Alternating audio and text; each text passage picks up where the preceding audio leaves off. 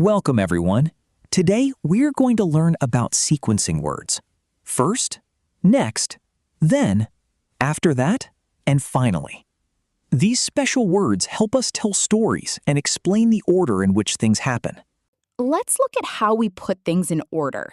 We use special words to show the order for doing things, helping our reader understand what happened first, what came next, and what happened at the end.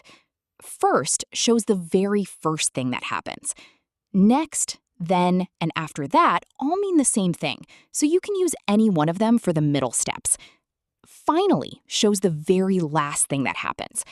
Remember, next, then, and after that are interchangeable, which means they can replace each other. Here is example 1, showing what Tom did on Sunday. First, Tom attended football training at 8:30 in the morning. Next, he visited Grandpa at 10:30. Then he had lunch at 12:30. After that, he went to the library at 3 o'clock. Finally, he returned home at 5:30 in the afternoon. Example 2 shows Dad's daily schedule. First, Dad prepares breakfast at 7 o'clock. Next, he takes me to school at 8 o'clock.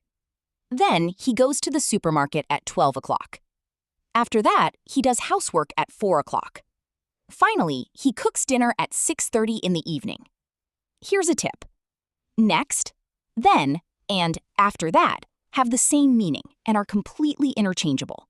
Now it is time to practice using sequencing words. Look at each schedule carefully, then fill in the blanks using first, next, then, after that, and finally. Always start with first and end with finally. Next, then, and after that can be used in any order for the middle steps. Question 1 is about yesterday's picnic at Riverside Park.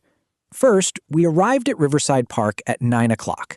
Next, we played some games at 9:30. Then, we had lunch at 12 o'clock.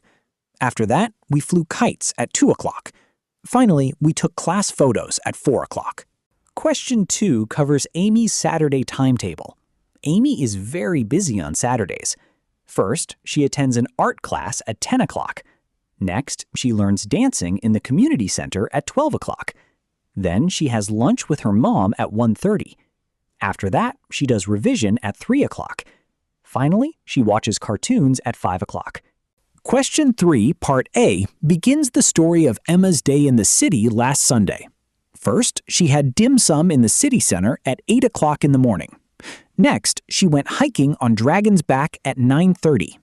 Question 3, Part B, continues Emma's day out. Then she visited the Science Museum at 12:30. After that, she had seafood by the harbor at 6 o'clock. Finally, she watched the light show at 8:30 in the evening. Question 4, Part A, starts the story of Ben's trip to London last week. Last week, Ben spent a wonderful day in London. First, he visited the Natural History Museum at 8:30 in the morning. Next, he went to Tower Bridge at 11 o'clock. Question 4, Part B, finishes Ben's day in London. Then he had lunch at Camden Market at 1 o'clock. After that, he watched the sunset at Primrose Hill at 5:30. Finally, he had dinner at Leicester Square at 8 o'clock in the evening. Well done, everyone! You have practiced using sequencing words to describe the order of events. Keep using first, next, then, after that, and finally in your own writing.